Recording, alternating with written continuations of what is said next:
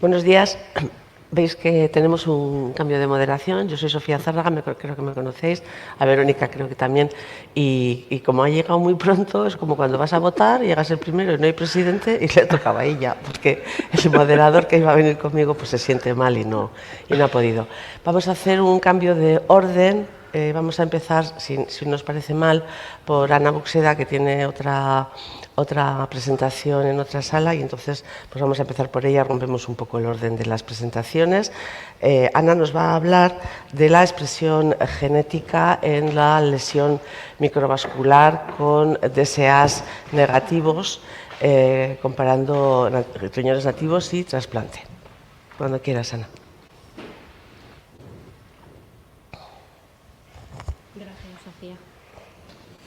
Bueno, no tengo ningún conflicto de interés. Gracias por permitirme dar esta charla. El rechazo mediado por anticuerpos se diagnostica según la clasificación de Banff mediante 3 criterios diagnósticos: el daño tisular, que principalmente es la inflamación microvascular, la interacción del anticuerpo endotelio, que clásicamente estaba descrito por el depósito de C4d en los capilares peritubulares, y el tercer criterio es la evidencia serológica, es la detección de anticuerpos anti-HLA donante específicos.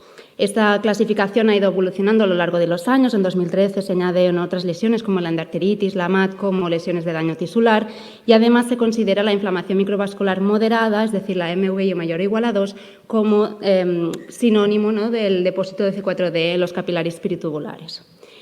En 2017, además, se añade el depósito de C4d y los transcritos validados en tejido renal, es decir, el diagnóstico molecular en biopsias, como otros puntos del criterio 3.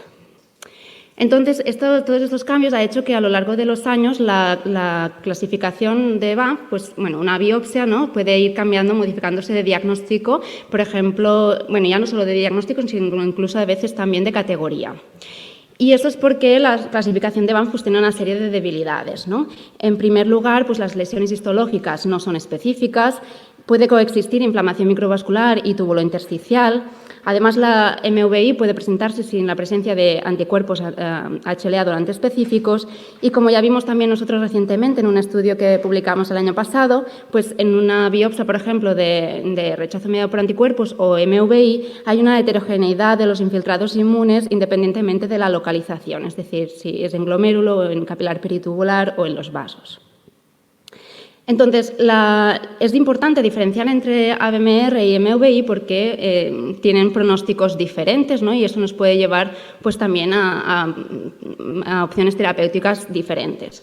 Además, estas diferencias en cuanto a la supervivencia del injerto, que obviamente es peor con el ABMR completo, se mantienen cuando en ambos grupos se les añade el C4d positivo o cuando se les añade el rechazo mediado por células T acompañante.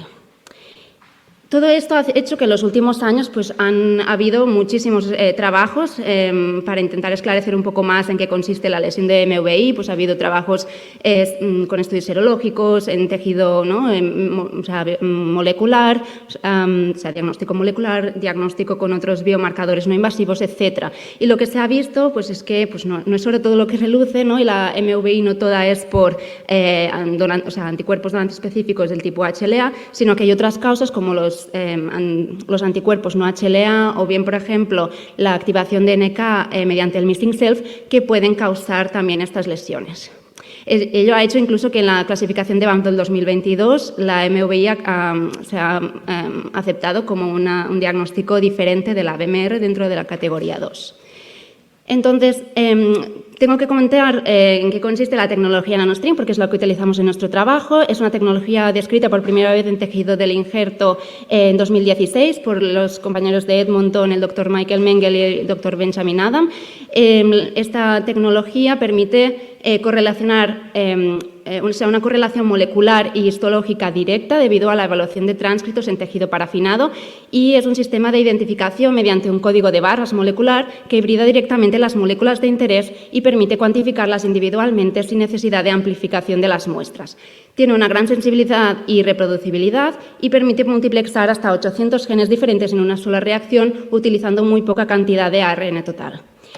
Ello permite el análisis molecular retrospectivo de pacientes con un historial demográfico e inmunológico bien conocidos y, por tanto, una correlación inmediata con un seguimiento clínico a largo plazo.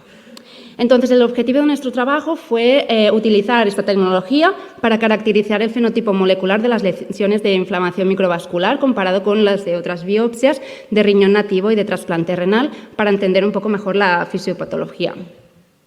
Entonces, analizamos un total de 195 biopsias de trasplante en tejido parafinado de 4 centros, la University of Alberta, el Hospital del Mar, la University of Manitoba y el Hospital 12 de Octubre. Teníamos pues, diferentes grupos, el ABMR con anticuerpos, la MVI pues, sin anticuerpos, por definición, el rechazo mixto también sin anticuerpos, el rechazo celular puro, un grupo normal que son controles de biopsias preimplante y luego teníamos lesiones de riñón nativo en las que incluimos un grupo con glomerulonefritis proliferativa endocapilar y otro grupo con lesión pero sin inflamación, ¿no? Que eran biopsias con cambios mínimos. Entonces, lo que utilizamos fue el BHOT Panel, que es un panel de genes descrito desde el grupo de Banff en 2019, que es un panel de 770 genes, y medimos la expresión analizando 6 conjuntos de genes derivados de la literatura, en los que incluimos pues, transcritos previamente asociados a rechazo mediado por anticuerpos, a anticuerpos donantes específicos, a daño endotelial, a rechazo celular y a lesión aguda y lesión tardía. De los 770 genes tuvimos que excluir 156 por baja expresión, entonces obtuvimos un total de 602 genes.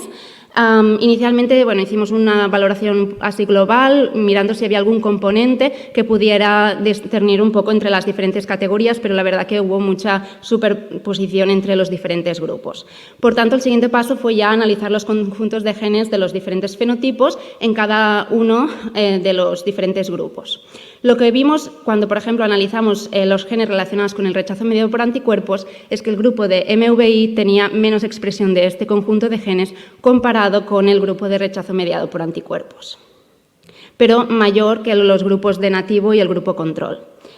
Cuando analizamos concretamente el grupo, los genes más relacionados con los DSA, lo que vimos es que la MVI y el rechazo mixto tenían menos expresión de estos genes comparado con el rechazo mediado por anticuerpos, pero también más que el grupo control y que los grupos de nativo.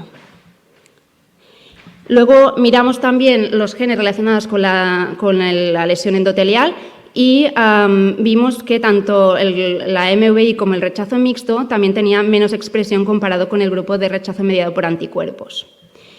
En cambio, cuando miramos los genes relacionados con el rechazo celular, la MVI pues, tenía significativamente menor expresión de genes comparado con el grupo mixto y el rechazo celular. Finalmente, pues miramos pues, los genes relacionados con la lesión aguda, ¿vale? Y vimos que el rechazo mixto y el rechazo celular fueron los que tenían mayor expresión de estos genes, pero que la MVI pues, tenía una expresión intermedia cuando se comparaba con los grupos de nativo.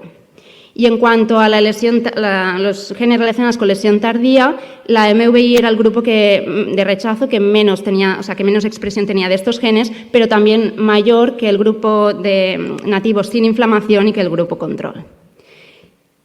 Ahora el siguiente paso, digamos, ya es que estamos analizando concretamente pues, cada uno de los genes, ¿no? Mediante comparación por Volcanoplot, y como podéis ver, es otra forma de enseñar los resultados, ¿no? El grupo de MVI tenía menos expresión de genes relacionados con el rechazo comparado con el rechazo mediado por anticuerpos, que son los puntos, en la primera gráfica de la derecha, los puntos rojos y lilas de abajo, y luego la MVI también tenía menos expresión de genes relacionados con el rechazo celular, que son los puntos azules, comparado con el grupo de rechazo mixto, en la otra gráfica.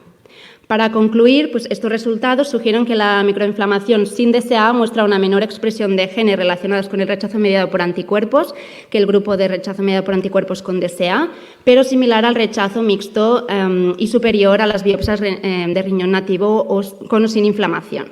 Además, las lesiones de microinflamación sin DSA muestran una menor expresión de genes relacionados con el rechazo celular que los grupos con inflamación tubulointersticial, es decir, el rechazo mixto y el rechazo celular. La MVI sin anticuerpos también se asocia a una menor expresión de genes de lesión precoz o aguda en comparación con rechazo mixto y rechazo celular, pero similar al rechazo humoral con DSA y superior a las biopsias renales de nativo con o sin inflamación. Pero son necesarios más trabajos para validar estos resultados observados. Muchas gracias a todos los que han participado y a los compañeros del Hospital del Mar.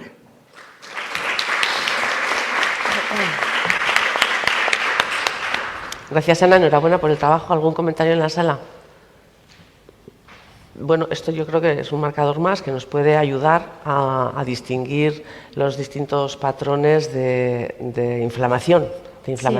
Me llama la atención esa cantidad de genes que habéis analizado. Ayer nos presenta la experiencia de Málaga, que ellos lo acotan a 8 genes. Estudian 8 genes, no sé si vosotros tenéis más experiencia en eso. No tenemos. Pero bueno, de hecho, incluso el nanostring, o sea, porque normalmente cuando se hace microarrays incluso se analizan muchos más genes, ¿no? Y va muy bien como para descubrir nuevos genes. El nanostring en realidad se analizan menos, pero la verdad que aún así son muchos, obviamente 800, ¿no? Y que además, pues al poder hacer estos paneles más específicos pues, de rechazo como el BHOT, la verdad que yo creo que es una herramienta más para poder filiar un poco mejor a nuestros pacientes. Sí, sí, muy bien. Pues muchísimas gracias. Gracias. Enhorabuena.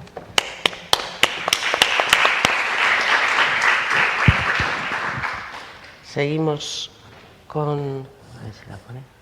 la sesión. Empezamos ya con... Sí. La siguiente comunicación se titula Evaluación del filtrado glomerular renal en donantes vivos. La va a presentar Belén Rubio. Cuando quieras, Belén. Bueno, buenos días. Yo soy residente ya de último año del Hospital de Nefrología del Hospital de Belviche y os presentaré este trabajo que hemos realizado en el servicio. Bueno, ya sabemos que el trasplante renal de donante vivo es la mejor terapia renal sustitutiva para los pacientes con enfermedad renal crónica avanzada. Y a la hora de evaluar los donantes es imprescindible conocer de una manera precisa su filtrado glomerular basal para poder predecir una función renal adecuada tras la donación, que será aproximadamente de un 65 o un 75% de la que tenían predonación alrededor de los 3 meses tras el trasplante. Las diferentes fórmulas de estimación de filtrado que utilizamos en el día a día de la práctica clínica habitual tienen un error demasiado amplio como para fiarnos y confiar en ellas a la hora de evaluar a los donantes. De hecho, existen más de 70, pero a pesar de esto no hay ninguna que haya demostrado una elevada precisión y el margen de error puede ser hasta mayor de un 30% respecto del filtrado medido con otras técnicas más precisas como el ioxol, la inulina o las técnicas isotópicas. De hecho, esta es una figura que ejemplifica muy bien esto, en la que podemos ver que para un filtrado de 90 medido por ioxol, las diferentes fórmulas de estimación, ya sea por creatinina, cistatina o ambas, varían enormemente, pudiendo variar hasta en 45 puntos de filtrado. Por lo tanto, muchos autores, este es un artículo de Porrini y otros, han mostrado cómo, guiándonos por estas fórmulas, se podrían rechazar hasta un tercio de los donantes óptimos y, por otro lado, podríamos estar aceptando candidatos con una función renal no adecuada para la donación. A propósito de esto, en nuestro centro quisimos comparar en una cohorte de donantes evaluados entre 2020 y 2023 el filtrado glomerular estimado con CK de EPI con el medido por el filtrado isotópico que es con DTPA, que está incluido en nuestro protocolo de evaluación de los donantes. El umbral de aceptación, es decir, de filtrado correcto para la donación, estaba ajustado por edad y sexo, siguiendo la recomendación de las guías británicas de donación de vivo del 2018. Además, miramos el volumen glomerular, el volumen cortical renal y comparamos las diferencias entre el riñón remanente y la nefrectomía y miramos el filtrado estimado a los 6 y a los 12 meses, así como la albuminuria. Estas eran algunas de las características de nuestra muestra. Podemos ver que era de 156 pacientes, una mayoría eran mujeres, con un 20%, alrededor de un 20% tenían hipertensión, solo casi un 2% de diabetes y un BSA alrededor de un 84%. Cuando comparamos la adecuación de estos donantes en función del filtrado estimado por CKD-EPI y del medido, vimos que había hasta un 7% de donantes que, si únicamente nos hubiéramos guiado por el filtrado estimado, los habríamos rechazado, denegándoles la donación y, además, ¿no?, haciendo que 11 pacientes con enfermedad renal crónica avanzada tuvieran más dificultades para acceder al trasplante de vivo. Y, por otro lado, lo que vimos es que sí que una gran mayoría pues, había concordancia en la adecuación para la donación. Por otro lado, cuando miramos las características de estos dos grupos, de los que concordaban por filtrado estimado y medido y los que el filtrado estimado infraestimaba la función renal, vimos que no había diferencias en las características y que tampoco había diferencias en la evolución del por la caída de filtrado ni a los 6 ni a los 12 meses.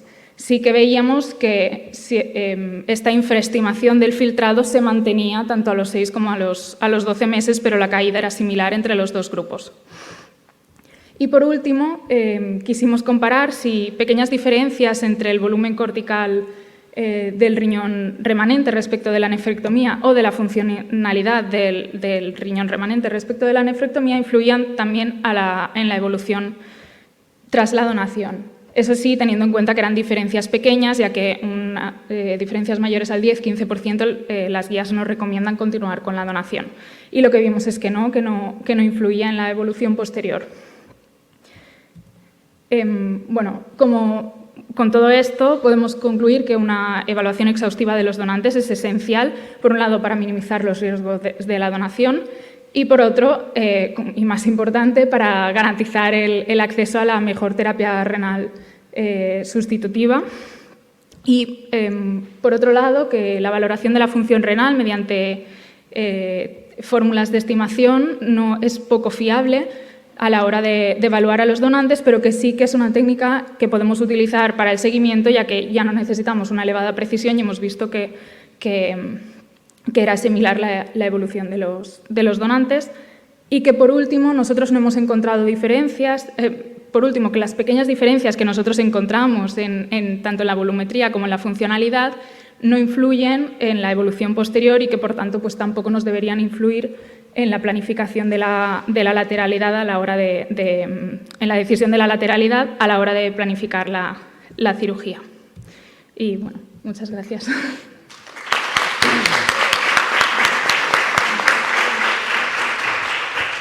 ¿Alguna pregunta, algún comentario en la sala?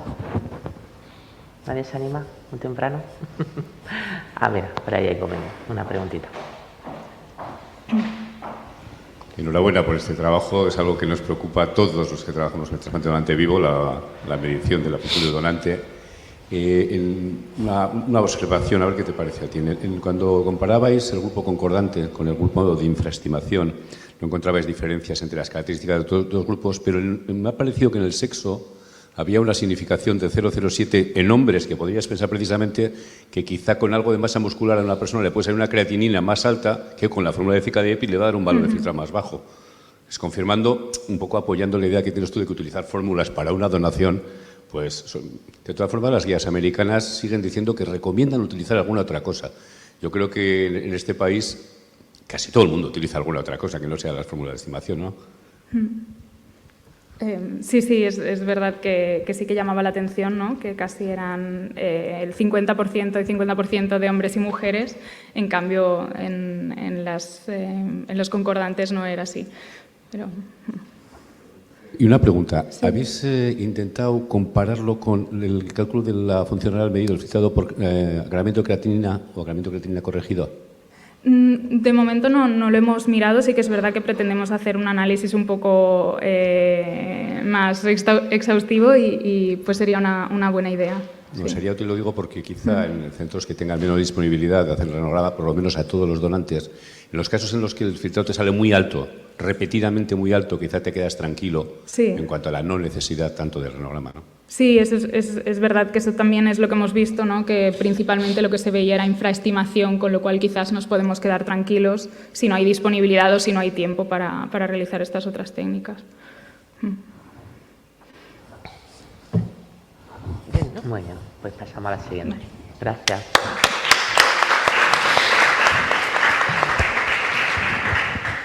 Pues seguimos.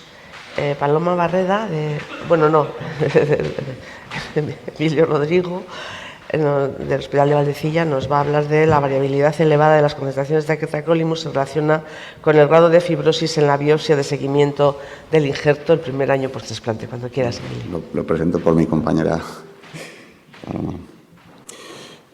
Bueno, todos sabéis que la terapia de mantenimiento en el trasplante está basada con tacrolimus y que tiene estrecho margen terapéutico, y los niveles bajos se relacionan pues con peor evolución, más rechazos, más anticuerpos de nuevo y peor supervivencia al injerto, y que a una mayor exposición, pues aparte de otros efectos tóxicos, pues puede aumentar el grado de fibrosis en el injerto. Se sabe que el grado de fibrosis al primer año pues es una información pronóstica sobre la evolución posterior, pero no se conoce con precisión qué medida de exposición a tacrolimus se relaciona mejor con la fibrosis al año. Podrían ser los niveles medios, el coeficiente de variación. Algunos estudios apoyan el coeficiente de variación. Hay un estudio de Valdebrón, de la doctora Chamun, que apoya que es el cociente de nivel dosis como factor de riesgo de fibrosis. No se ha explorado el tiempo en rango terapéutico ni tampoco el área bajo la curva de los niveles de tacrolimus a lo largo del año. El objetivo de nuestro estudio fue analizar esta relación entre la presencia de fibrosis en la biopsia de seguimiento al año y los diferentes parámetros de exposición al tacrolimus. Desde el año más o menos 2012 venimos haciendo biopsias de seguimiento al año. Más o menos la limitación para hacerlas es realmente o que esté anticoagulado o que el paciente no se la quiera hacer. Y venimos haciendo más o menos el 45% de los pacientes que trasplantamos se la hacen. Entonces, seleccionamos 119 trasplantes realizados en nuestro centro, en los que se hubiera realizado la biopsia de seguimiento, la biopsia que fuera significativa. Se evaluó el grado de fibrosis intersticial sumando los valores de C y CT. Se recogieron los niveles Valle de tacrolimus del mes 3 al 12 y se recogieron pues las siguientes variables. En la gráfica de la derecha veis que analizamos pues el coeficiente de variación como la relación, el cociente entre la desviación estándar y la media. Analizamos también el valor medio de niveles a lo largo de todo el periodo, desde el tercer mes al mes 12. Analizamos el tiempo en rango terapéutico por el método de Rosendahl y calculamos el cociente de nivel dosis al tercer mes como un variador de los que tienen más riesgo de relación con el citocromo, y analizamos el área bajo la curva de todos los niveles utilizando, bueno, si queréis, en la referencia de Rodríguez Perálvarez, pues hay un acceso para poder calcular a través de una página web la exposición a lo largo del año a tacrolimus, ¿no? Entonces, en el artículo de Rodríguez Perálvarez para el trasplante hepático, pues establecía unos rangos que él consideraba de exposición convencional, minimización y alta exposición. Estos son nuestros resultados. Bueno, la descripción de la población, la edad del receptor 52 años, la edad del donante 49, un 32% de donantes en la historia, 25% con criterios expandidos, una isquemia fría que salió en torno a 15 horas, función retrasada en injerto del 20%, la suma de fibrosis intersticial y atrofia tubular fue de 1,8 más menos 1,4 y el porcentaje de pacientes que tenían una suma de más de 2 era de un 20%. Realmente, pues a lo mejor es un valor que realmente cuanto más severidad de la fibrosis, pues evidentemente es más riesgo y más relacionado con una peor evolución a largo plazo, pero también los números, si hubiéramos ido a poner un punto de corte por encima más alto, pues probablemente no nos hubiera salido por una N escasa. El coeficiente de variación media de la muestra fue 25%, el valor medio de tacrolimus 8,8, coeficiente de nivel dosis 2, un 19% de pacientes tenían un CD ratio por debajo de 1,05, un tiempo en rango terapéutico más o menos del 71% de nuestros pacientes y ahora bajo la curva de 2.984, que en la clasificación esta de Rodríguez Perálvarez pues salía como dentro de exposición convencional. de lo que encontramos es que el único valor de exposición a tacrolimus que se relacionaba con la fibrosis era el coeficiente de variación. ¿Veis la diferencia ahí de la media? 29 para los que tenían Fiat más de 2 y 23 para los que tenían igual o menos de 2. Y como veis en la gráfica también, aunque en la gráfica están expresadas las medianas. El coeficiente de variación permitía discriminar a los pacientes con Fiat de acuerdo con la curva ROC, que salía significativa. Como veis, un 0,643, pues realmente podría decir que tiene, desde luego, utilidad clínica no tendría, ¿no? Es un factor de riesgo que se relaciona, pero bueno, no sería algo para decir que es una prueba diagnóstica, ¿no? El resto de parámetros no tenían relación con la curva ROC, ni el valor medio, ni el coeficiente nivel dosis, ni el tiempo de un rango terapéutico, ni la exposición a lo largo de todo el año.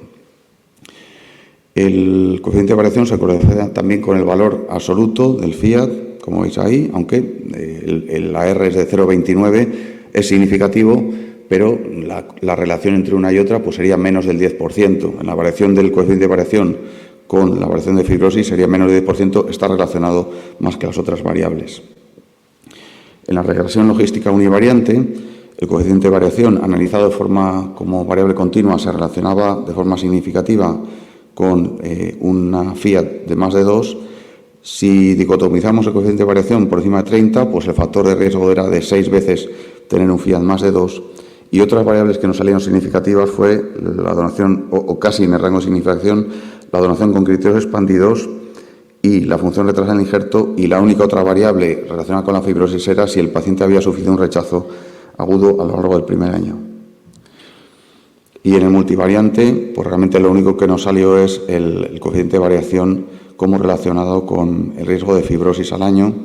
Y como veis, cuando dicotomizamos, los que tienen un coeficiente de variación más de 30%, pues tenían más de 6 veces de tener un Fiat alto. Para concluir, entre los parámetros relacionados con la exposición a tacrolimus, solo el coeficiente de variación se relacionó con un mayor grado de fibrosis al año. Y bueno, pues se puede concluir que si reducimos la variabilidad en los niveles de tacrolimus, se podrá contribuir a reducir la fibrosis y mejorar el pronóstico del trasplante a largo plazo. Gracias.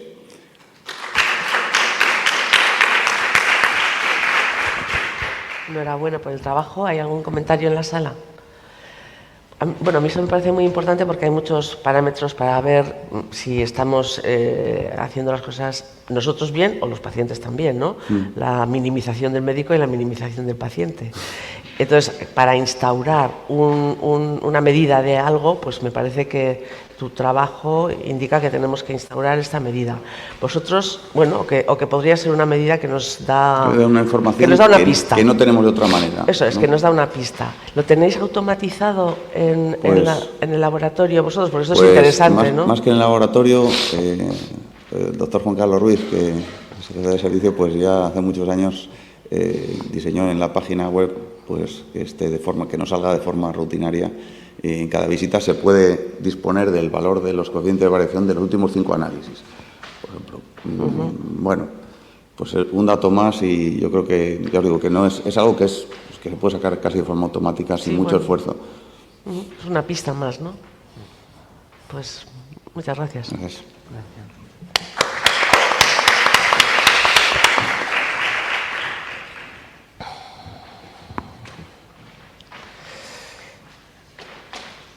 La siguiente presenta comunicación, cuidados paliativos. Me la he quitado. ¿Esa? Esa es. Pues la han cambiado el título. Alto grado de sufrimiento al final de la vida entre pacientes trasplantados renales. Lo presenta la doctora Beatriz Rodríguez del Hospital San Carlos de Madrid. Cuando quieras, Beatriz. Buenos días, muchas gracias por la oportunidad. Bueno, la implementación de cuidados paliativos y planificación de cuidados anticipados es una estrategia copiada del mundo de la oncología y que poquito a poquito se está implementando más en las enfermedades crónicas, si bien es cierto que la enfermedad renal, y mucho menos en el trasplante, sigue siendo excepcional. No obstante, la trayectoria del paciente trasplantado pues, se enfrenta de forma frecuente a situaciones muy complejas, llenas de reagudización de síntomas e inestabilización emocional. Y además sabemos que, bueno, un poco la medicina moderna va en este sentido. Vamos a tener más presente las preferencias del paciente y vamos a intentar paliar y mejorar la calidad de vida en todas las disciplinas de la medicina, y probablemente pues, en el trasplante renal va a tener que ser también un objetivo. Si bien es cierto que realmente sigue habiendo muchas barreras para poder implementar esta disciplina en nuestras unidades. Hacia el 2020 empieza a poner un poco nombre los clínicos expertos en trasplante y encontrar esa necesidad de tener que empezar a implementar. El año pasado en el ATC hubo un panel dirigido a paliativos en nuestras unidades, viendo la necesidad de explorar las decisiones compartidas y coordinar los recursos. Hay un concepto que es fundamental, que es la planificación anticipada de cuidados, que consiste en poner sobre la mesa y el paciente y la familia la situación real, clínica y pronóstica del paciente, y preguntar y explorar cómo ve el paciente su trayectoria hasta el final de su vida, e intentar nosotros adecuar esos cuidados a esas preferencias y alinear, ¿no? De modo que nos dicen cómo hay que hacerlo, pues con mucha educación, mucha formación, tanto para profesionales, pacientes e instituciones, aprender a explorar la percepción de los pacientes y sus preferencias, aprender a planificar sus cuidados y realizar consultas conjuntas. Nosotros llevamos tiempo detrás de este enfoque, y gracias a una beca que nos dieron el año pasado, privada, otra que nos acaban de conceder, pública de nuestro hospital, hemos conseguido implementar desde marzo de este año un proyecto conjunto con cuidados paliativos, integrándolo en nuestra unidad de trasplante renal, para poder explorar esas preferencias y hacer planificación anticipada de cuidados, complementada también con programas terapéuticos individualizados y en grupo.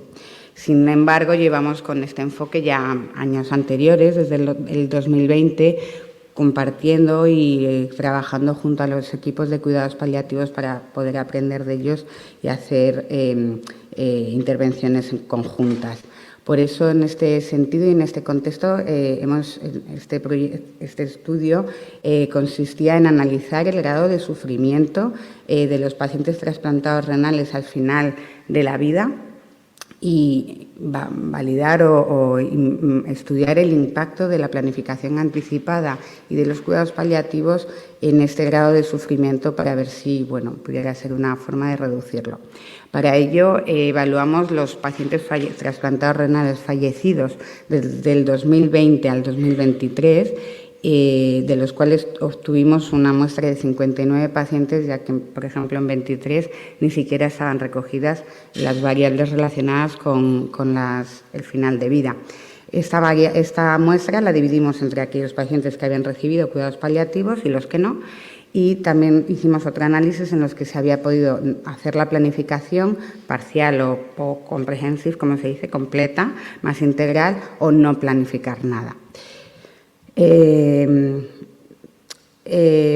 esa primera tabla podemos ver que solo el 33,9% de los pacientes que fallecieron pudieron recibir atención por parte de cuidados paliativos, frente a un 66%, a pesar de que, Rosa, veis que todos podrían haberse beneficiado de esta atención, ya que cumplían la herramienta de NECPAL positivo, que es una herramienta que utilizan los paliativistas para decir que se pueden beneficiar, requieren esta atención. Podría acabar la presentación ya aquí y decir: todos aquellos pacientes que reciben cuidados por parte de paliativos o planificación, y cuanto más completa sea esta planificación, va a ser mejor las variables relacionadas con el proceso de morir, ¿vale? Aquí podría terminar, pero voy a identificar un poco variables más concretas para poderlas explicar mejor.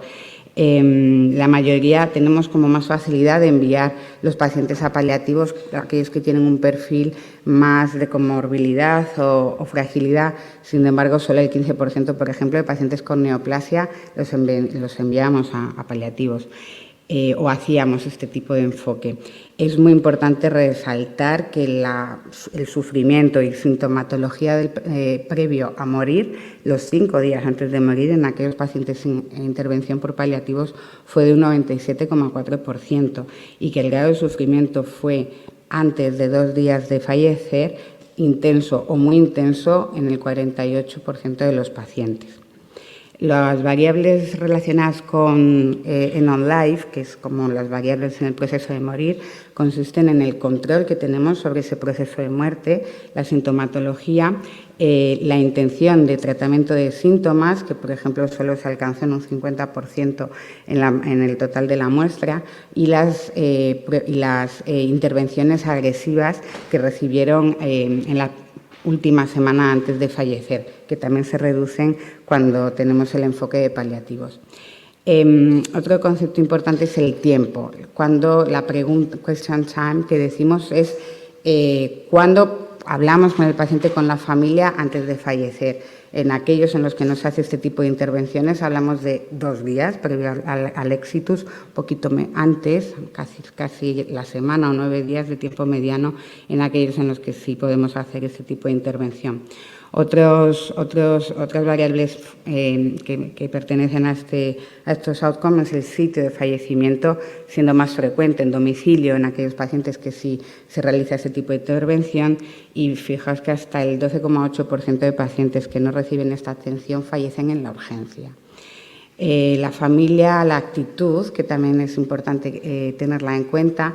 Es curioso que en los pacientes que no reciben atención de paliativos, hasta un 18% la consideran problemática, siendo en los pacientes que con esta intervención hasta un 45% se muestran agradecidos con el equipo. Por tanto, también hicimos otro análisis, que es el de la planificación. Insisto, los resultados son similares. Cuanto mejor es la planificación, mejores son los resultados, pero también hablamos de tiempo. Un poco evaluamos cómo era esta planificación, cómo era el abordaje. Hasta en un 30% no se hizo ningún tipo de abordaje. Lo más frecuente es hablar con la familia, 44% es cuando realmente planteamos la situación con 2 días de antelación al exitus.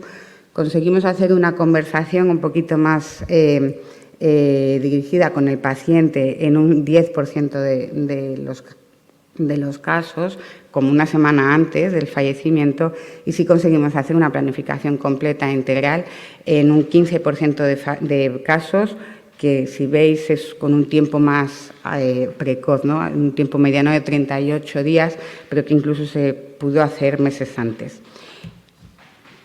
Los resultados, insisto, son mejores cuando se hace este tipo de intervención, tanto a nivel del control de proceso de muerte, sintomatología, intención para tratar síntomas, intervenciones agresivas, o sitio de fallecimiento en domicilio o al menos fuera del hospital, o por lo menos fuera de la UCI o de la urgencia, y familias más agradecidas en este contexto. Para finalizar, como factores de riesgo de sufrimiento en etapas finales de vida, ni la edad, ni el sexo, ni la causa de muerte influyeron en este tipo de sintomatología. Sin embargo, la planificación anticipada de cuidados completa fue un factor protector para el sufrimiento de estos pacientes a final de vida. Por tanto, el grado de sufrimiento antes del exitus entre los pacientes trasplantados renales es muy alto, el control sobre el proceso de morir es bajo y la planificación anticipada de cuidados en un paciente en situación terminal es escaso. La planificación anticipada de cuidado y enfoque de paliativos podría reducir este sufrimiento, y creemos que un modelo asistencial liderado por un equipo multidisciplinar, cuyo objetivo sea la atención integral del paciente, podría facilitar la planificación de la atención y, con ello, adecuar los tratamientos a la situación real del paciente y a sus preferencias. Muchas gracias.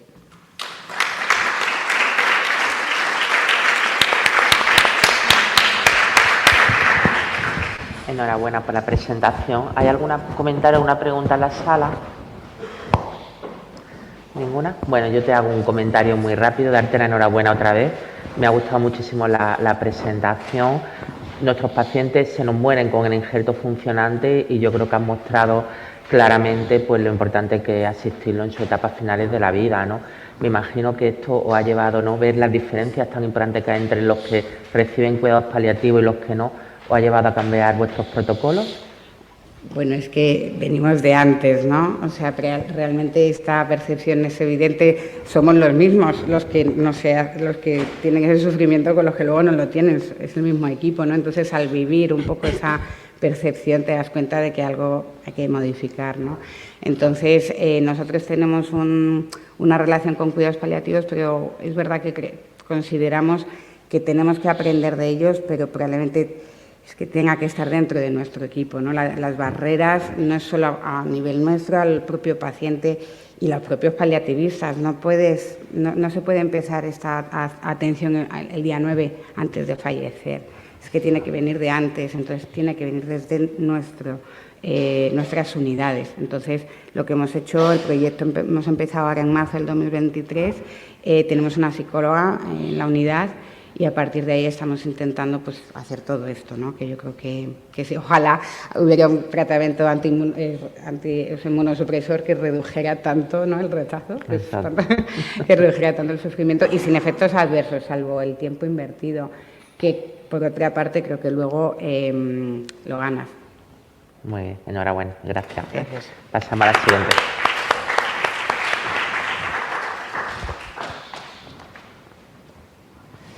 Bueno, se oye así. Seguimos con Alba Rébola Montes, de Málaga, que nos va a presentar resultados del trasplante renal con donantes en asistolia controlada, MASTRIS-3, mayores de 70 años. Hola, ¿qué tal? Yo soy Alba, soy residente de Málaga y voy a exponer este trabajo que hemos realizado en nuestro servicio. Como ya todos sabemos, estamos ante una persistente escasez de donantes renales óptimos, que clásicamente ha sido el donante joven con traumatismo cráneoencefálico por accidentes de tráfico. Ahora mismo solamente supone un 5% de todos los trasplantes renales que se hacen en España. Y además estamos ante un aumento progresivo de pacientes en lista de espera para trasplante renal. Todo esto nos ha llevado a ampliar los criterios de aceptación de órganos, pues con donantes en muerte cardíaca controlada, donantes expandidos de mayor edad y con mayores comorbilidades. La esperanza de vida va en aumento en España, siendo de 84 años, y esto también va a influir en la edad de los receptores y en la edad de los donantes, que también va en aumento. Y, por supuesto, van a variar las causas de muerte, siendo lo más frecuente ahora mismo la muerte cerebrovascular aguda pues por factores de riesgo cardiovascular. Aquí vemos cómo la donación en muerte cardíaca va progresivamente en aumento a lo largo de los años y cómo ha llegado a suponer el 45% de las donaciones en España en este año 2023, siendo lo más frecuente la donación en asistolia tipo 3 de Maastricht. En esta gráfica del registro americano podemos ver una comparación de la supervivencia del injerto renal en donación en muerte encefálica y donación en asistolia y vemos cómo no hay ninguna diferencia.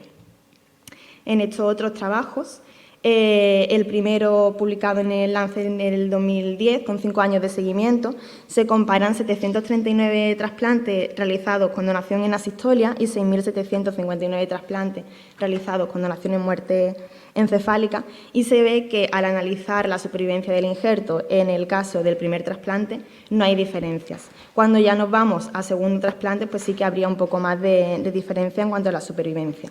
Y en la gráfica de la derecha, con más tiempo de seguimiento, 10 años de seguimiento, pues se vuelven a obtener los mismos resultados. No hay diferencia en cuanto a la supervivencia del injerto, comparando la donación en muerte encefálica y en asistolia. En este otro trabajo español ya no solo se compara la donación en asistolia con la muerte encefálica, sino que lo hacen con donantes con criterios expandidos, con donantes de más de 70 años, y los resultados vuelven a ser los mismos. No hay diferencia en cuanto a la supervivencia del injerto.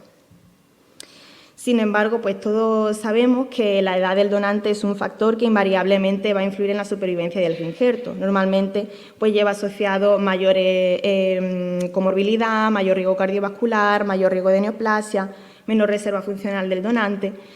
Pero la edad ya todos sabemos que no es un criterio que por sí mismo nos permita excluir o rechazar un donante. Habría que valorar al donante en todo su conjunto. Además, en lista de espera hay pacientes pues cada vez más añosos y que estos órganos pues, van a tener la calidad suficiente para cubrir las expectativas de vida de estos pacientes que tenemos en lista de espera de trasplante renal. Y el trasplantarse les va a ofrecer mayor calidad de vida y mayor supervivencia que permanecer en la lista de espera.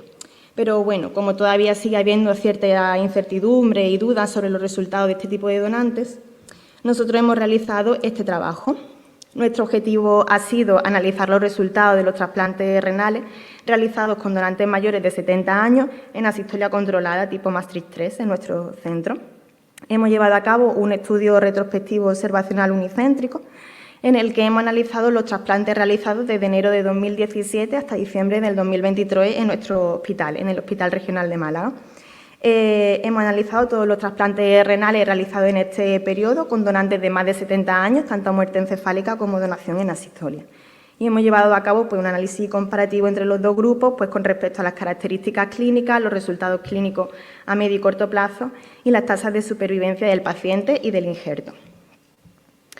Hemos tenido 123 trasplantes renales de más de 70 años, 81 de ellos han sido donaciones en muerte encefálica y 42 donaciones en muerte cardíaca, muerte por asistolia tipo 3.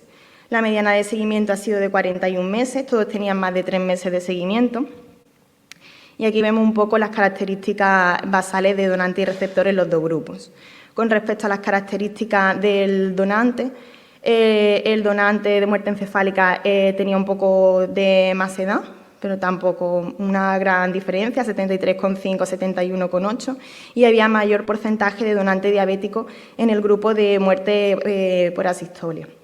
Con respecto a las características de los receptores, no había diferencias significativas en cuanto a edad, sexo, factores de riesgo cardiovascular, tiempo en diálisis o porcentaje de receptores hiperinmunizados.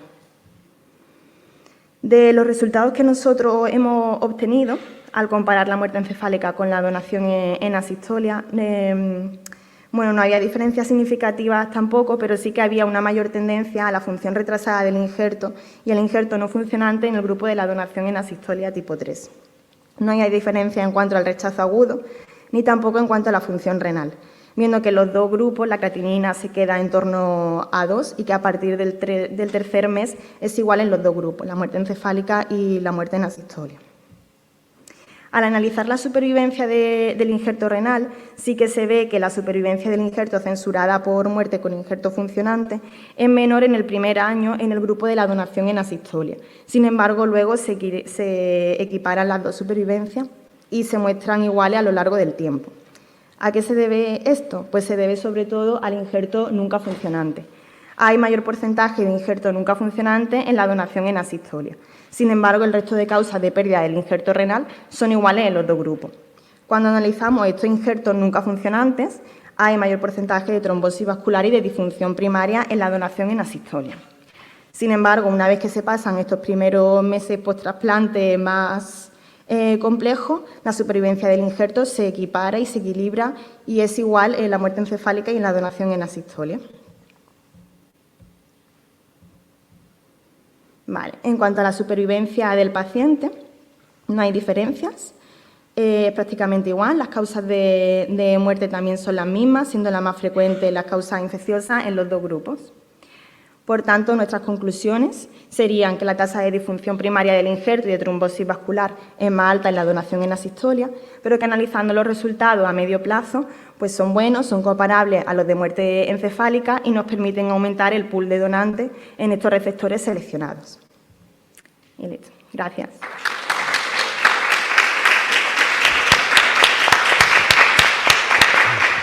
Enhorabuena, Alba, por el trabajo, por los resultados. Nosotros la verdad que tenemos unos resultados muy parecidos a los vuestros. No sé si en la sala hay alguna voz que no comparta más o menos esta impresión.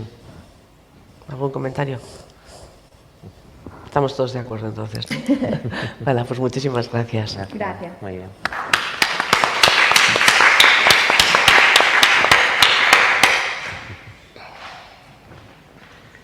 Bueno, la siguiente comunicación es identificación de anticuerpos no HLA asociado al desarrollo de daño mediado por anticuerpos por trasplante renal.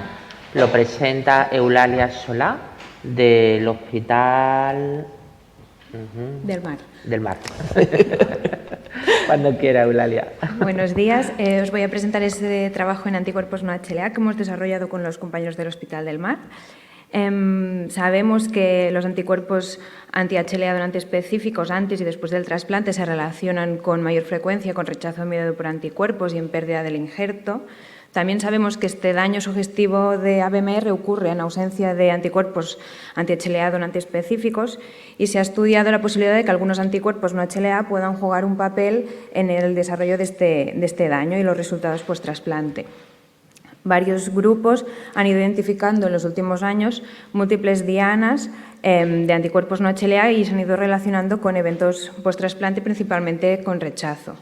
Y juntando todas estas dianas, en los últimos años se han desarrollado paneles multiplex que permiten evaluar de forma simultánea un gran número de anticuerpos no HLA y ya varios grupos han aplicado paneles de este tipo para identificar anticuerpos no HLA asociados con rechazo o para ver el efecto de los anticuerpos no HLA en general con los resultados post-trasplante. Nuestro objetivo fue identificar la presencia de anticuerpos no HLA que de forma individual se asociaran a ABMR en receptores de trasplante renal empleando un panel desarrollado por Immucor que comprendía 60 anticuerpos no HLA diferentes. Nuestra población era una cohorte de 169 receptores de trasplante renal realizados en nuestro centro, de los que era una cohorte formada por dos más pequeñas, una basal de 113 pacientes de los que teníamos sueros y biopsias post-trasplante al 1 y a los 3 años y una cohorte más enriquecida en ABMR de los que teníamos sueros y algunas biopsias post-trasplante o 1 o 2 por paciente. En esta cohorte hemos recogido datos demográficos, sueros en los que se han estudiado anticuerpos anti-HLA con test de screening y single antigen según práctica clínica y no HLA con los test estos que he hablado de Immucor y se analizan los anticuerpos pretrasplante y junto con las biopsias al 1 y 3 años. Y de las biopsias se han categorizado según BAMF 2017 y hemos considerado el daño mediado por anticuerpos en los que cumplían criterios de ABMR y los que tenían inflamación microvascular también. Los anticuerpos no HLA los hemos evaluado mediante este panel de 60 anticuerpos no HLA de Immucor, del que con tecnología Luminex obteníamos un MFI para cada uno de los antígenos y que mediante unos criterios que nos daba el fabricante hemos podido determinar aquellos que salían como positivos.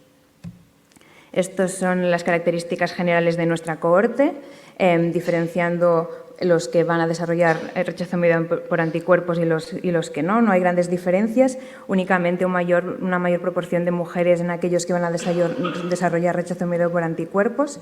Si nos fijamos en las características más inmunológicas, vemos que hay un mayor número de screenings anti-HLA positivos en el grupo de ABMR y también de anticuerpos HLA-DSA y un mayor porcentaje de inducción con timoglobulina. Y de cara ya a los resultados, vemos que pretrasplante, en un primer análisis univariable, identificamos a 7 anticuerpos diferentes que se asocian a rechazo mediado por anticuerpos, que en un análisis posterior multivariable, incluyendo también el efecto de los anticuerpos anti-HLA, el efecto se mantiene en 5 de ellos, el GSTT1, la lactoferrina, la nucleolina, el PLAR2R y la tiroglobulina. Cuando miramos post-trasplante los resultados, teníamos el análisis serológico de sueros a 1 año y a 3 años. Mirando los sueros a 1 año con los resultados de las biopsias a 3 años, identificamos inicialmente 5 anticuerpos en un análisis univariable que después en el multivariable con variables clínicas y la presencia de los anticuerpos anti-HLA-DSA en el momento del diagnóstico, solo se nos mantiene significativo el efecto de GSTT1 y un efecto similar pasa mirando los sueros a 3 años y las biopsias a 3 años en que solo GSTT1 se mantiene con significación estadística en la relación con el desarrollo de rechazo mediado por anticuerpos. Así, en nuestro panel multiplex de test de antígeno de estos 60 anticuerpos no HLA, pretrasplante hemos podido detectar 5 anticuerpos que se asocian a rechazo mediado por anticuerpos. El GSTT1, que ya es un anticuerpo que se ha descrito previamente por otros grupos, tanto en rechazo en hígado o en rechazo pediátrico, en trasplante renal en una cohorte pediátrica. La tiroglobulina, que no está descrita previamente asociada a rechazo o nada en realidad en trasplante renal que hayamos encontrado y no sabemos muy bien si esto tiene alguna relevancia. Habrá que hacer más estudios y ver si eso tiene alguna significación. Y los otros 3 que nos quedan, en realidad en nuestra cohorte han aparecido en muy pocos pacientes y no sabemos si eso es muy relevante y se pueden sacar muchas conclusiones ya que aparecían en menos de 10 pacientes. Post-trasplante, la detección de GSTT1 también se asociaba de forma consistente con el desarrollo de rechazo mediado por anticuerpos en las biopsias a 3 años. Y eso es todo. Muchas gracias a mis compañeros y al equipo.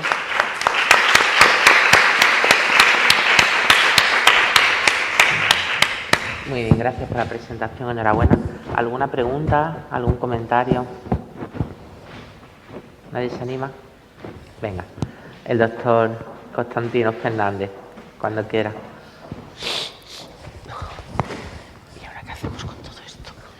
Buenos días, enhorabuena por el trabajo. Yo creo que es la primera vez que veo con contundencia pues, la identificación de determinados anticuerpos no HLA asociados a rechazo agudo mediado por anticuerpos no HLA. Probablemente es algo que tenemos casi todos. Cuando hacemos una biopsia creemos que tiene un rechazo agudo mediado por anticuerpos, pero no detectamos HLA y parece que nos frustra bastante, sobre todo a cara de decidir un tratamiento que la mayor parte de la gente hacemos como si fueran HLA. Y después, ¿de dónde vienen esos anticuerpos? Pues bueno, ahora creo que se ha identificado por lo menos en el GSTL1, ¿no? Que creo que es lo más llamativo, pero fundamentalmente, ¿qué relevancia tiene antes? La relevancia es antes del trasplante, en el momento de la biopsia del rechazo, si han subido, han bajado, porque muchos de ellos después del trasplante desaparecen incluso, ¿no? Bueno, yo creo que tenemos mucho que aprender. Probablemente nos identifiquen muchas dianas terapéuticas a las que tengamos que afrontar, ¿no? Distintas de las que tengamos ahora, y probablemente pues yo creo que es un avance importante. Yo creo que casi todos tenemos en nuestros pacientes algún dato de rechazo mediado por anticuerpos con inflamación microvascular sin detectar anticuerpos. Yo creo que sería bueno que a ver si podemos juntar todos y llegar a una conclusión de cómo ha ido a quienes les han tenido este tipo de anticuerpos que acabas de identificar y quienes no, y sobre todo cuál sería el sistema mejor de monitorización. Gracias. Gracias. Gracias, Tino. ¿Algún comentario más? Ana. Yo quería comentar un poco sobre el precio que tiene esto, económico. Sabes que son estudios carísimos, que no están al alcance de todos. Se puede hacer un poco como investigación, porque luego además realmente la biopsia la tienes que hacer porque tienes que ver la gravedad histológica. Entonces, no sé un poco qué pensáis. Y también un poco el problema que nosotros vemos es que hay muchos paneles diferentes, que todos tienen anticuerpos diferentes, no hay ninguno igual y tampoco está muy claro qué anticuerpos debería haber en el panel y cuáles no. A lo mejor se puede simplificar o no, porque hay tantos y a veces aparecen en muy pocos pacientes y claro, podrías hacer un panel enorme o un panel más pequeño, pero entonces pierdes pacientes por ahí. Entonces es difícil aplicar esto en la práctica clínica habitual. Claro, ¿y qué hacemos luego con esto, claro, no? Claro. Que decía qué diana terapéutica. Nuestros pediatras que lo hacen, lo tienen estandarizado, tienen pocos niños, pues cuando aparece este anticuerpo mediado por no HLA, les hacen plasmaféresis, pero les hacen pues por hacerles. No está nada claro, ¿no? Muy bien. Muy interesante. Pues pasamos a la siguiente, gracias.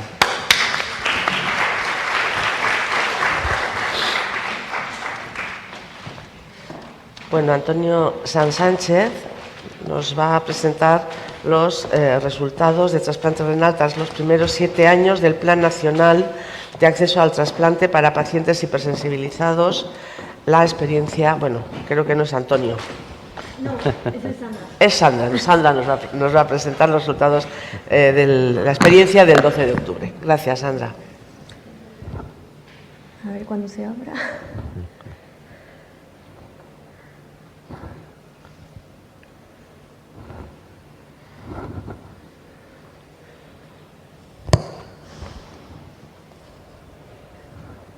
¿Qué te pasa?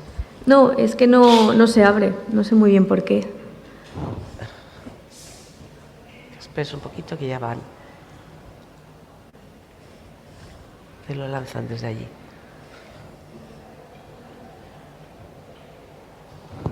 Vale. Pues como han dicho, os voy a hablar de nuestra experiencia en el Hospital 12 de Octubre del PATI, que como sabéis todos son las siglas del Programa de Acceso al Trasplante de Pacientes Hiperinmunizados, que se puso en marcha en junio de 2015 y cuyo objetivo es facilitar la búsqueda de donantes para pacientes con un PRA virtual igual o mayor del 98% con una prueba cruzada virtual negativa, eso es sin DSAs. Mirando específicamente los pacientes con un PRA virtual del 98 y 99%, vemos que la gran mayoría, alrededor de un 60 o 70%, acceden al trasplante en una mediana de 4 a 9 meses. Pero es verdad que los pacientes con un PRA virtual del 100%, que son la mayoría de este programa, incluidos en este programa PATI, solo el 37% alcanzan el trasplante y lo hacen en una mediana de 25 meses, eso es más de 2 años. Nosotros quisimos estudiar estos pacientes incluidos en PATI, determinar la eficacia del programa de acceso al trasplante y a la vez evaluar cómo les ha ido a estos pacientes después del trasplante, mirando la incidencia de rechazo, supervivencia del injerto y del paciente. Enfocándonos en lo primero, viendo la eficacia del programa PATI, lo que hicimos es buscar información de los pacientes incluidos en lista de espera desde enero de 2019 a abril de 2024.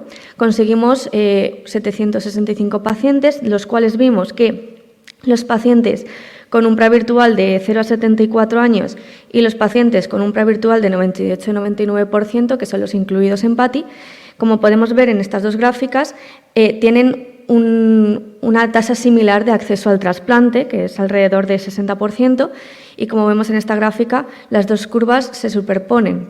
En cambio, si nos vamos a los pacientes de un 100% de PRA, los valores se invierten. Y vemos que mientras que solo el 20% aproximadamente se trasplanta, el 60% se queda esperando todavía el trasplante. Y esto también lo podemos ver en esta gráfica, que sería la curva, la roja. En concreto, también cabe destacar que esos pacientes que están más sensibilizados pero que no llegan al 98%, que serían pues, los del 75 a 97% de PRA virtual, también tienen una dificultad de acceso mayor a los pacientes que están incluidos en PATI con un 98-99%, pero no tanta dificultad como los pacientes del 100%. Y eso es debido a que no están incluidos en este programa y, por tanto, dependen de donantes locales. En cuanto a evaluar la incidencia de rechazo y supervivencia del injerto y del paciente a los 7 años post-trasplante, lo que hicimos es ver los pacientes trasplantados con los trasplantados renales aislados en nuestro hospital de junio de 2015 a junio de 2022 e hicimos 2 cohortes, una de pacientes trasplantados dentro del programa y otra de los pacientes trasplantados fuera. Excluimos las pérdidas de inmediatas del injerto y nos quedamos con 2 cohortes de 113 pacientes. Lo que vimos es que nuestros pacientes trasplantados por PATI son más jóvenes. El diagnóstico principal suele ser glomerulonefritis o de causa desconocida frente a los trasplantados fuera de PATI, donde abundan las nefropatías. Estos pacientes trasplantados vía PATI tienen mayores tiempos en diálisis, de más de 5 años de media, y el 89% suele ser una hemodiálisis. También estos pacientes tienen un mayor número de trasplantes previos, en concreto el 86% frente al 5% de los trasplantados fuera de PATI. Como es lógico, Los pacientes PATI tienen mayores porcentajes de PRA virtual y en concreto el 80% presentaban anticuerpos anti-HLA, tanto de clase 1 como de clase 2, mientras que los trasplantados fuera de PATI, la mayoría no tenían anticuerpos. En cuanto a los donantes las ofertas de donantes que recibían estos pacientes, eran donantes más jóvenes, la mayoría de muerte encefálica, tenían mayores tiempos de isquemia, esto también es debido a que fuera de PATI existe la donación en vivo. El 100% de los pacientes PATI se recibió una terapia de inducción con timoglobulina y en concreto un 15% recibió un tratamiento profiláctico con rituximab. Tienen un mayor porcentaje de pruebas cruzadas virtuales positivas, o sea, de trasplantes con DSA. Y en concreto estos pacientes PATI también tienen un mayor número de compatibilidades y menor número de mismatches. En cuanto a después del trasplante, la función del injerto, mirándose pues, con los niveles de creatinina sérica y la tasa de filtrado glomerular, primero a los 7, 14 y un mes y luego también de 1 a 5 años, no se vieron diferencias significativas entre ambos grupos. El 9%, las tasas de rechazo en nuestros pacientes trasplantados vía PATI fueron del 9% en un año, que es ligeramente inferior a lo que está descrito en la bibliografía en este paper de la evaluación de PATI. Hicimos también un estudio de regresión para ver si había algún factor que pudiera afectar a estas tasas a la presencia de rechazo y vimos que la generación de DSA de novo era un factor de riesgo.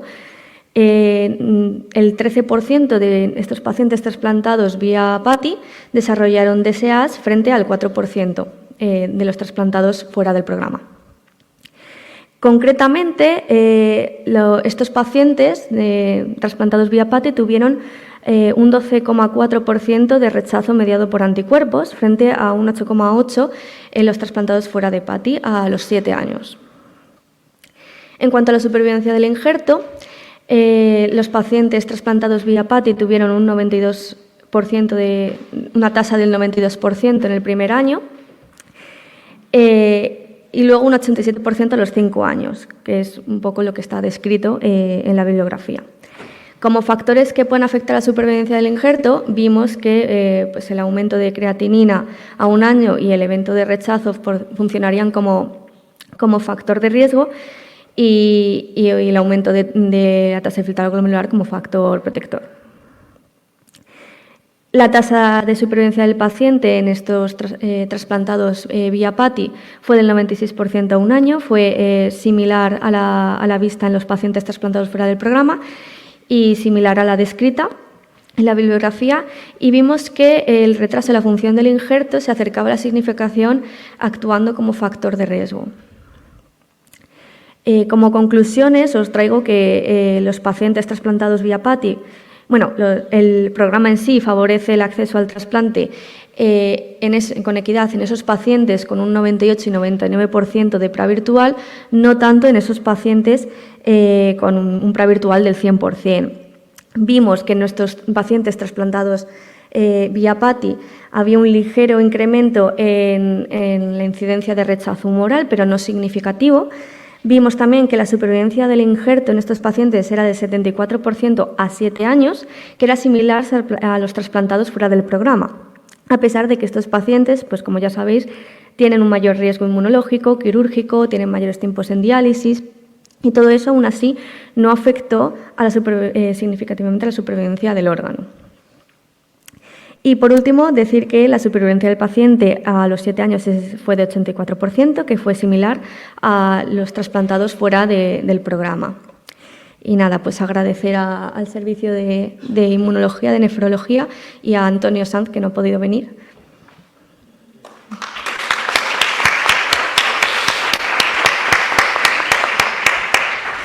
Gracias, Sandra, por presentarnos vuestros datos. ¿Algún comentario, pregunta, reflexión, doctor?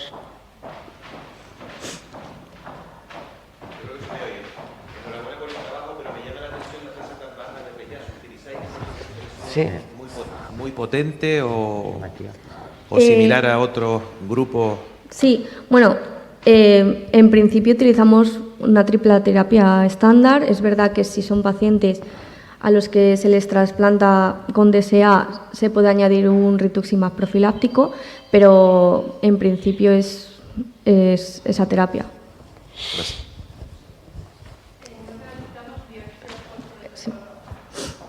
Sí, eso también. Claro. La base es que no realizamos biopsia por protocolo. Los rechazos todos son rechazos con clínica en los que se realiza la biopsia por indicación. Claro. Podemos tener algunos rechazos que no tengamos identificados. Doctor Tino Fernández. Bueno, enhorabuena por los resultados, son francamente estupendos. Me parece que entendí bien que los pacientes que todos estos tienen un PRA virtual negativo, es decir, no tienen DSA pretrasplante, o no se había observado DSAs pretrasplante. ¿Puedes repetir? Es que te he oído un poco mal. Estos pacientes que no tienen DSA pretrasplante, no sé, los que hacéis PATI, estos PATI, no, claro, no tienen. Y he observado que hay un porcentaje pequeño que utilizáis rituximab y eculizumab. ¿Hay alguna razón o que se sirvió en ese momento para un ensayo o alguna cosa? El eculizumab es sobre todo porque eran pacientes con un síndrome hemolítico urémico, o sea, ya lo llevaban de antemano. Y el rituximab simplemente es profiláctico que se añade. Ya es la última, ¿no?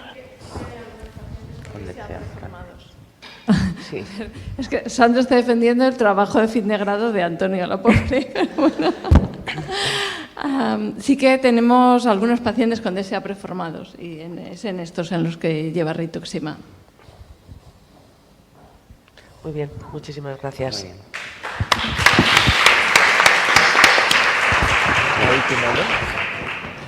Pues damos paso a la última comunicación. Influencia de las alteraciones del metabolismo de la glucosa post-trasplante, me lo va moviendo, renal sobre la función renal y la supervivencia, presentado por Arminda Fariña, del grupo de Armando Torres de Canarias, de Tenerife, cuando quiera. Buenos días.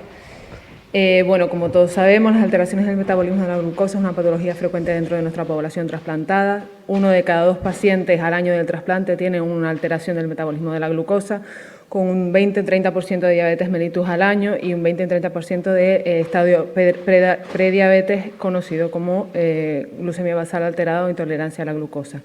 La etiopatogenia compleja y multifactorial tiene una importante influencia no solo en la función renal del injerto, sino en la comorbilidad y morbimortalidad de nuestros pacientes.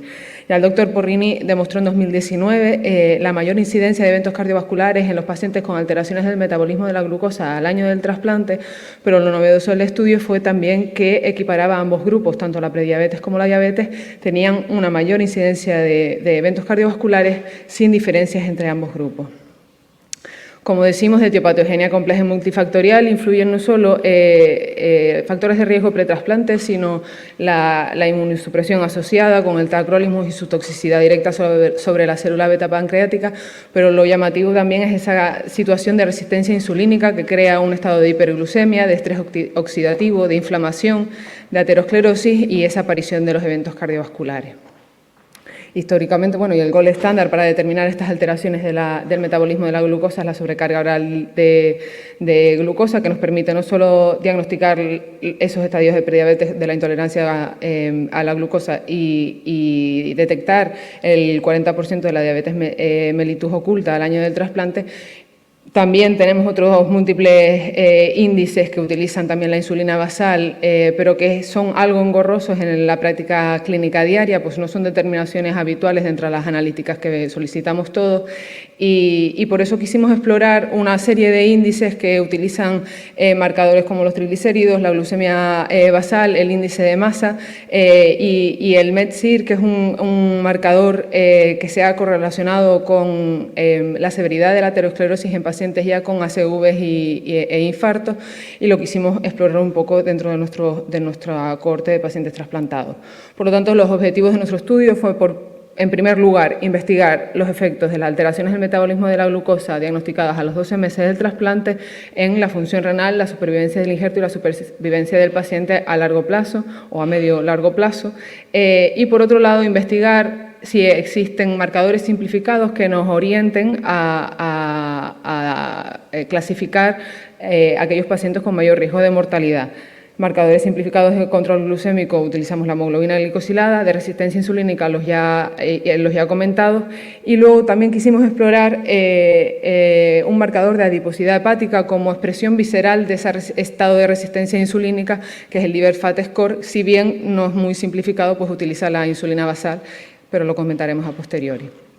Por lo tanto, hicimos un estudio retrospectivo de anidado sobre una cohorte de 115 pacientes trasplantados renales sin alteraciones del metabolismo de la glucosa previo al trasplante y se les hizo una sobrecarga oral de glucosa a los 12 meses.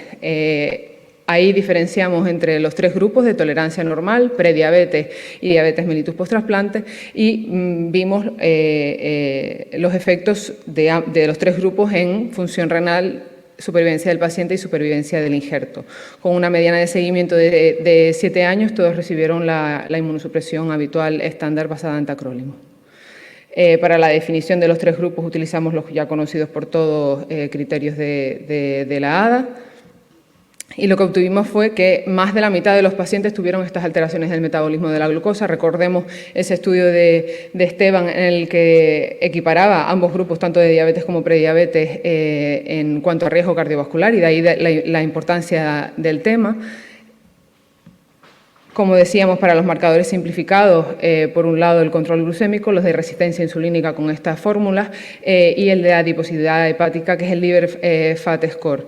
Este marcador, si bien no está testado en población trasplantada, tiene una alta sensibilidad y especificidad en la población general. Solo pudimos obtener los datos de 53 pacientes para calcularlo, por lo tanto los datos que hemos obtenido son bastante preliminares y lo que nos ha hecho es continuar esta línea de investigación. En cuanto a los resultados, los que nos llamó la atención, bueno, no nos llamó la atención, nos esperábamos que los pacientes al año del trasplante fueran más añosos y con mayor índice de masa corporal, si bien no eran tan añosos y no tenían tanto índice de masa corporal. Recordemos que eran pacientes que no partían de unas alteraciones del metabolismo de la glucosa, igual esa era, o sea, previa al trasplante, perdón, igual esa era la explicación, pero sí que partían de un menor filtrado a los 12 meses, si bien la pérdida anualizada de función renal no hubo diferencias entre ambos grupos, con lo cual partían de menor filtrado, pero mantenían ese menor filtrado al final del grupo. Hubo una tendencia mayor a la proteinuria dentro del grupo, tanto de prediabetes como de diabetes, pero no nos resultó significativa, estadísticamente significativo. En cuanto a la supervivencia del injerto, las alteraciones del metabolismo de la glucosa no obtuvimos una peor supervivencia dentro del grupo de las alteraciones del metabolismo de la glucosa, como bien decía. En la gráfica de la izquierda tenemos la supervivencia del injerto cruda, por así decirlo, donde sí que vemos una tendencia a la diabetes mellitus post-trasplante que se separa del resto de líneas, aunque no resultó estadísticamente significativo. Cuando se censuraron esos datos para muerte del paciente, vimos que las curvas se aplanaban y la significación estadística empeoraba, con lo cual todo ello nos llevaba a pensar que, como ya sabemos, nuestros pacientes se morían con el injerto funcionante. En cuanto a la supervivencia del paciente, sí que obtuvimos que las alteraciones del metabolismo de la glucosa condicionaban una peor supervivencia de nuestros pacientes. Y en cuanto a los marcadores de mortalidad, lo que quisimos fue diferenciar entre hemoglobina, cogimos la cohorte y la dividimos entre hemoglobina glicosilada por encima de 6 y hemoglobina glicosilada por debajo de 6, y sí que vimos que el grupo de hemoglobina glicosilada por encima de 6 obtenía una significación estadística como marcador de mortalidad. Si bien en la regresión de Cox con un riesgo relativo de 2,7 no obtuvimos significación estadística, creemos que por una N pequeña. El resto de índices no alcanzó la significación estadística y el Liver Fat Score por encima de la mediana se asoció a peor mortalidad, pero como bien decíamos era una N muy pequeña de 53 pacientes y bueno, nos ha llevado a seguir investigando en este sentido. Y por lo tanto, para concluir, las alteraciones del metabolismo de la glucosa condicionan un peor filtrado desde el primer año de trasplante que se mantiene durante el seguimiento, pero no afecta a la supervivencia censurada del injerto. Las alteraciones del metabolismo de la glucosa detectadas al año se asocian a mayor mortalidad y la glicosilada por encima de 6 es un aceptable marcador subrogado de mortalidad y está más que justificado profundizar sobre marcadores de estatosis hepática en nuestros pacientes como expresión de síndrome metabólico y de resistencia insulínica y su posible papel predictor en términos de mortalidad. Y nada más.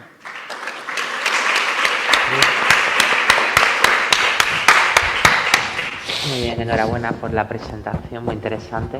¿Algún comentario, alguna pregunta? La doctora Sánchez Fructuoso. Enhorabuena, a mí la diabetes post-trasplante es algo que me interesa enormemente.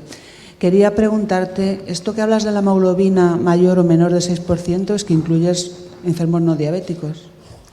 O sea, que realmente es en que realidad, sea diabético o no sea diabético la mortalidad. ¿No has hecho cortes dentro de los diabéticos para ver si una hemoglobina, por ejemplo, menor de 7% comporta menor mortalidad? No hicimos ese subanálisis. Es verdad que el estudio inicial no fue diseñado para esto, esto es un estudio que hemos hecho a posteriori. En el estudio inicial sí que llamaba la atención que hemoglobinas glicosiladas incluso en prediabetes antes del trasplante sí tenía mayor riesgo de desarrollar la diabetes mellitus post-trasplante, eso sí lo vimos en un estudio previo, pero en este no hemos hecho la graduación por hemoglobinas glicosiladas. ¿Y tú piensas, por ejemplo, que una hemoglobina glicada de 6,2 nos puede dejar tranquilos o que tenemos que hacer más sobrecargas orales de glucosa a los pacientes para detectar diabetes? Sí, estoy de acuerdo. O sea, creo que sí que hay que hacer sobrecargas orales de glucosa a los pacientes que generan dudas. Es verdad que no es la técnica más fácil de realizar y implica un coste y bastante engorrosa, pero sigue siendo el gold estándar. Lo que sí que creo que es importante es que no solo lo que hay que determinar bien es esos pacientes de estadio prediabetes, y ahí la única manera de diagnosticarlo, salvo la glucemia basal alterada, es con la sobrecarga oral de glucosa. De momento todavía no tenemos ninguna otra cosa que nos lo equipare. Vale, muchas gracias. Otra pregunta. Muchísimas gracias por el trabajo y por todos los trabajos que habéis publicado en vuestro grupo, que realmente aportáis muchísimo al campo de la diabetes. Una pregunta sencilla, no sé si igual me lo he perdido. Esos 115 individuos que incluís, decís que no tienen alteraciones del metabolismo de la glucosa, pero ¿hacéis en todos test de sobrecarga oral de glucosa antes del trasplante? O sea, ¿estamos seguros que tienen prediabetes antes del trasplante? Se hicieron las sobrecargas orales de glucosa del trabajo previo, se hicieron a los 3 meses y a los 12 meses. O sea, previo al trasplante con los criterios habituales. Vale. O sea, que no estuvieran tratados, con una glucemia basal alterada normal, con las glicosiladas pretrasplante, que sí las miramos, pero sí, ahí se nos pueden escapar la diabetes mellitus oculta también. Sí. Muchas gracias. Pues muy bien, pues muchas gracias, enhorabuena otra vez por el trabajo y damos por finalizada, ¿no? Gracias a todos, sobre todo a Verónica, que ha sido la moderadora sustituta.